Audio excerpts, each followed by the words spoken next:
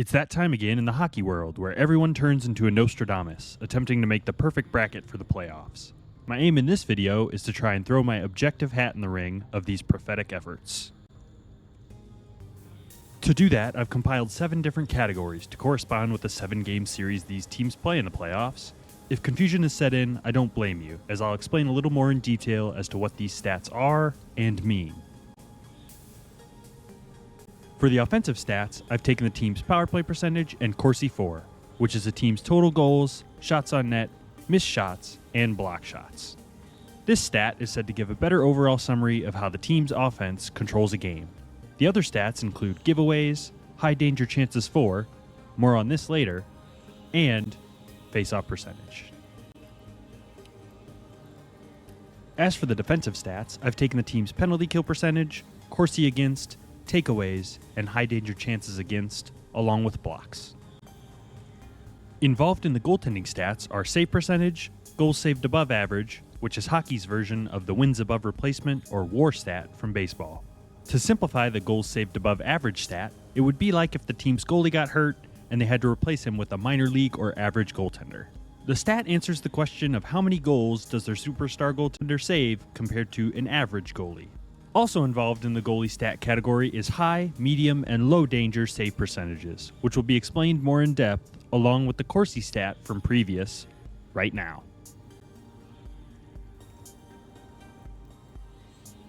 This graph is the key component for understanding what a high, medium, and low danger chance is classified as. Like previously written, the green area on this chart signifies the space in which a high danger chance occurs, thus meaning that the high danger save percentage is the goalie's save percentage on shots taken from within that green area. The same applies to the medium danger chances denoted by the red area and the low danger chances that take place within the yellow area. The text within this visual deeper explains how Corsi against and for is formed. Pause the video if you would like to read more into that. The other possibly bewildering numerical value is the ELO rating. This system is commonly used to rank chess players. Every new chess player, or in this case, hockey team, starts with a 1000 rating and is changed with every game played. I've applied the formulas pictured to give us those changes. An example may aid in the understanding of this system.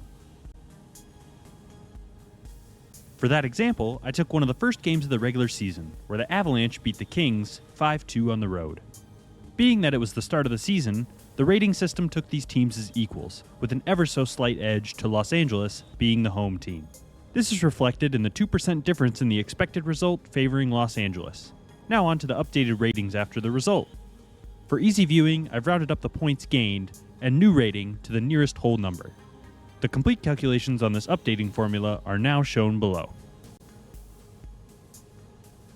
You may ask what happens if those teams tie in any of the stats or categories. Luckily for me, there were no ties in the complicated stat categories, but as for the more generic ones, such as head-to-head and playoff history, the tiebreaker is as follows on the slide shown now. Let's get right into the matchups. Our first matchup is the number 1 seeded Dallas Stars versus the team that loves circumventing the cap, the Vegas Golden Knights. All jokes aside, we start with the ELO rating category, and Dallas takes this one with a clean sweep, as their peak, lowest, and ending ELOs were all higher than that of Vegas's. Crazy enough, Dallas's lowest ELO came after their first game of the season, and they never looked back, as they consistently stayed above that threshold for the rest of the season. The head-to-head was not so kind to the Stars though, as they wouldn't win a game against the defending Cup champs. Over those games, Dallas lost a staggering 66.06 ELO rating points to these Golden Knights, as Vegas takes the head-to-head matchup category, evening the prediction at 1 apiece. The playoff history is as even as the prediction thus far, as each team has beat the other once in the playoffs. Dallas, the victors in the bubble playoffs of 1920, and Vegas triumphing just last year over these Stars. With the tiebreaker needed, Dallas narrowly edges Vegas with a better overall record over those two series at 6-5, to give the Stars a 2-1 prediction lead. The high versus low seed category would not need a tiebreaker, as Dallas has a much better win percentage from the high seed position than Vegas does from the low seed. Dallas takes yet another category and clinches their spot into the next round with their 4th category win. But let's see if Vegas can pull any category wins back. Not yet, as Dallas's margin widens in this prediction as they narrowly take the defensive stats category. Vegas would, however, see themselves gain a win in the goaltending column as the tandem of Thompson and Hill have been a little bit more consistent than that of Ottinger and Wedgwood. Now time to explain the results. Vegas won 2 categories, those being the head-to-head and goaltending stats. Dallas won 5 categories total, but you can't win 5 games in a 7-game series. The most you need to win is 4. I will count this as the Stars winning in 6, as I will take the face value of the losing team's category wins, in this case 2, whereas the winning team has a max of 4, because that quite literally is the max amount of wins they can have in real life. Hopefully that makes sense. Now on to the next matchup. The Winnipeg Jets and Colorado Avalanche are the next matchup in the predictions. The Jets take the ELO rating category 2-1 with the higher ending and low ELO. Though I will note the Jets' ending ELO is their peak ELO, as maybe they've peaked at the right time. A staggering domination by the Jets in the head-to-head category sees them go 2-up in this prediction so far. And when I mean staggering, as the Jets averaged almost 6 goals per game against the Avalanche while only allowing 1.3. Surprisingly enough, these teams have never met in the playoffs before, and this even includes the Quebec Nordiques and the Winnipeg Jets of old as well. Free point to both teams. There'd be no free points earned in the high and low seed category, but both teams losing records in their respective seeds is odd. The 4-9 record was enough, though, for the Avalanche to claw one back, as they take the victory in the high versus low seed category. Maybe to no one's surprise, the Avalanche take the offensive stats category with a far superior power play and better all-around stats, too. Just about a clean sweep for the Avs on the defensive side of the puck as they take the lead in the prediction. Winnipeg's goaltending, though, saves them as they take the final category.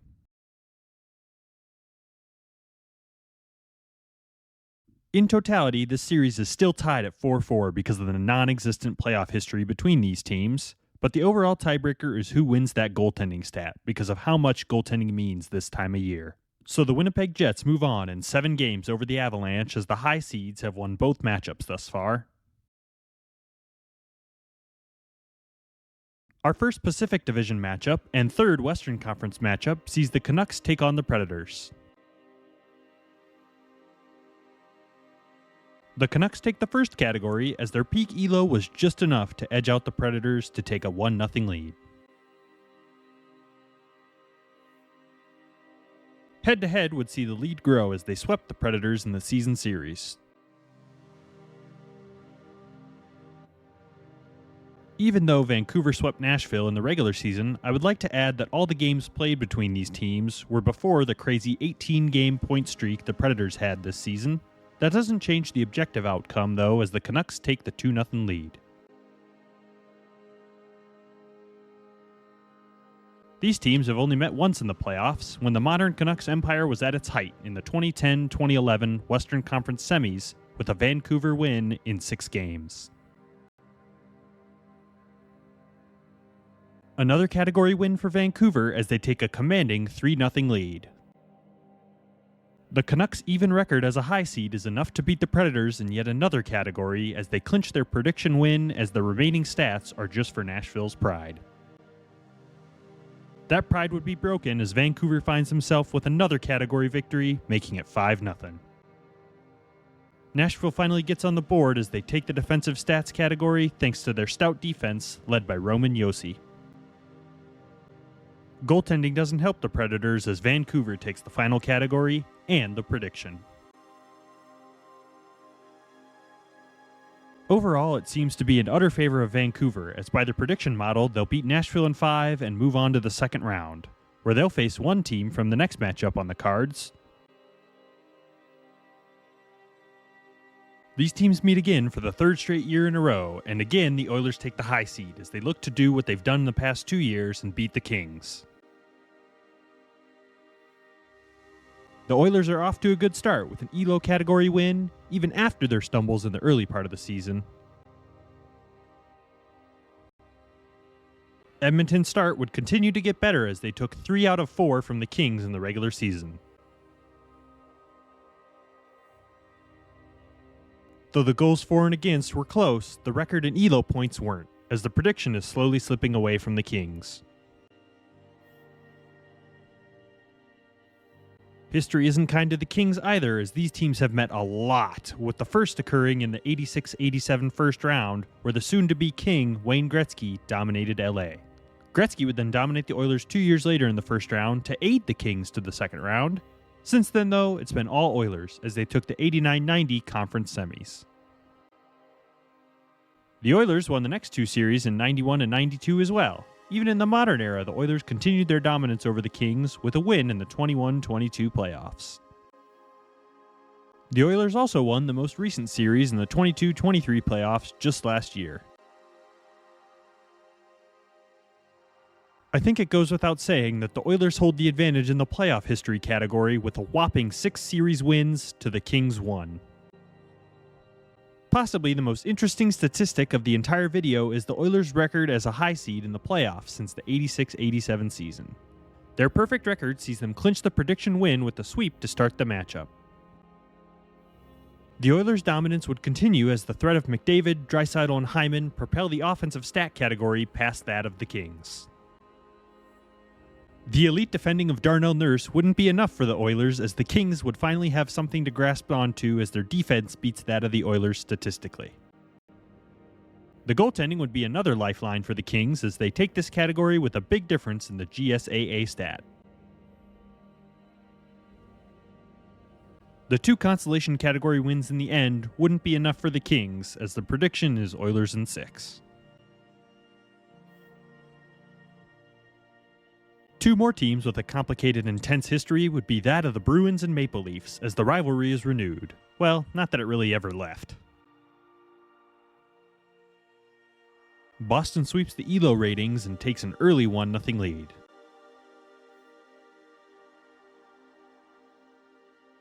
The head-to-head would see more Boston dominance as they sweep Toronto in the regular season. A 2-goal differential between the goals for and against would see the Bruins to an additional 83 ELO points throughout the season, as they take a 2-0 lead in the predictions. The playoff history would be just as kind to Boston, as Leafs fans, you can look away now to shield your eyes from the horror that is Game 7 in Boston. Overall, the face value of the record is quite honestly close, with 12 wins for Boston and 9 for Toronto, but Boston won the 3 games that matter and take all 3 series, along with the first 3 categories. Boston would confirm their prediction victory, as their 21-15 record as the high seed is far superior to that of the 3-12 record that the Leafs have as a low seed. Toronto would indeed win at least 1 category as they take the offensive stats. Toronto nabs yet another category, as this time it's their defense that gets them the category win. That Toronto optimism is halted in its tracks by the inferior goaltending compared to that of Boston's. In the end, Toronto put up a valiant effort, but it was too little too late, as the Bruins will beat the Leafs in 6 according to the prediction system in place. An interstate battle comes in next in the Eastern Conference as the reigning Eastern Conference champion Florida Panthers take on their older brother in the Tampa Bay Lightning. Florida gets the jump early as their ELO ratings were better throughout the season. 1-0 Florida. No home team took a victory between these teams during the regular season, as Florida holds the record advantage of 2-1. They would also hold the advantage in goals for and against during those games, which was aided by their 9-2 victory over the Bolts, as Florida takes yet another category. The Panthers' momentum would stop there, though, as the Lightning have dominated them in the postseason over the team's histories. Tampa's exquisite record over the Florida Panthers sees them gain a category win and make this series prediction that much more interesting. Continuing the dominance of the past, the Bolts have an amazing record as not only the high seed, but also the low seed, in which they find themselves in this series. The Panthers, on the other hand, would rather be the low seed, looking at where their records stand. The prediction is all tied at 2 now. Tampa would break that series deadlock as they have a better power play, giveaway amount, less is better, don't forget, and very, very slight edge in the faceoff circle to give the Lightning a 3-2 prediction lead. The Panthers would force a Game 7 in the prediction, though, as their defense took the middle 3 stats to give them the defensive category win. It all comes down to the goaltending, and unfortunately for Tampa, the absence of Vasilevsky early in the year may hurt them now in the predictions, as Florida's goaltending play has been better, and numbers-wise, it isn't even close. Florida's win in 7 games would be quite the series if this prediction comes to fruition, as we move on to the third Eastern Conference matchup. 2 teams with the most playoff history between them meet again as the President's Trophy winning Rangers take on the sneaky Capitals. The ELO rating category sees the Rangers dominate the Caps, with the ending ELO rating being separated by almost 200 points, 1-0 Rangers. The regular season series was split between the teams, with no road team picking up a win. Not only was the season series even, but the goals for and against were even for the teams as well. That means tiebreaker time is in order. The Capitals gained more ELO points than the Rangers between their 4 meetings, and they take the head-to-head category to make the prediction just as even at 1 apiece. The playoff history between these teams starts in 89-90 with Washington taking first blood, and again beating the Rangers in the following year's first round. The teams wouldn't meet again until 93-94, where the eventual Cup champion Rangers beat the Caps in 5. It would be another 15 years before these teams would tangle in the playoffs again, as Alex Ovechkin and the Capitals beat Lundqvist and the Rangers in both 08-09 and 2010-11. Hank would get revenge though, as the next year they would beat the Capitals in 7 games. New York's modern dominance in this series would be confirmed with series wins in 2012-13 and the infamous amazing 2014-15 series where every game was decided by 1 goal. With the history covered and each team winning 4 series apiece, the tiebreaker of overall record comes into play, with Washington taking that tiebreaker record to the bank for the 2-1 prediction lead in a shock start for the Caps. The Rangers would return some normalcy to the prediction as their high seed 13-6 record beats out that of the 7-11 low seed record of the Caps to even the prediction back up at 2-all. The Rangers' offense overpowers that of the Caps as they sweep this category and take a commanding 3-2 prediction lead. New York's second-round prediction fate is sealed with narrow victory in the defensive stats category. Goaltending would be more of the same for the Rangers as they pick up their 4th category win in a row and sweep the goaltending category. In the end, the Capitals put up a good fight early and even had a lead on the Rangers in the prediction, but the Rangers show their quality in the end and pick up 4 category wins on the bounce and end the prediction with the Rangers win in 6 over the Caps. Our 8th and final first-round matchup is a playoff series we saw last year in the first round as well, between the Hurricanes and Islanders. The Canes dominate the Islanders within the ELO rating system and pick up their first category win. Head-to-head would be a different story, as it would be much more even as both teams took 2 wins from each other. All those wins came on the road, too. Although the head-to-head record was even, the Canes have the advantage in goals for and against over those 4 games, but that's not the tiebreaker, as the Islanders gained more ELO points over the 4 games to give them the head-to-head category win. These teams have met in the playoffs only twice before, with one coming last year. Both series, though, have been won by Carolina. The reward that follows winning those historical playoff battles is a category win for the Hurricanes as they go up 2-1 in the prediction. Carolina would deepen their prediction lead as they have a stout 10-4 record as the high seed, while the Islanders have a somewhat respectable 9-15 record as the low seed. Though respectable, it's not enough as the Hurricanes take a 3-1 prediction lead. The Islanders' offense would be no match for Carolina's as the Hurricanes sweep the offense category and secure their victory in the predictions.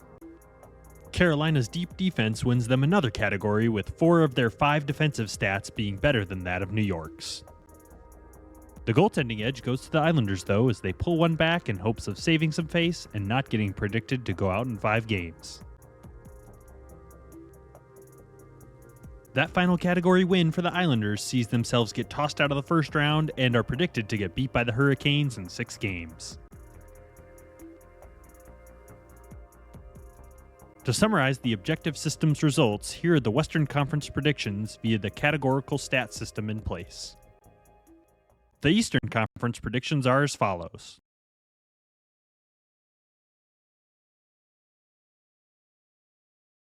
Just for fun, here are my personal first-round predictions. They're not too dissimilar from the categorical systems.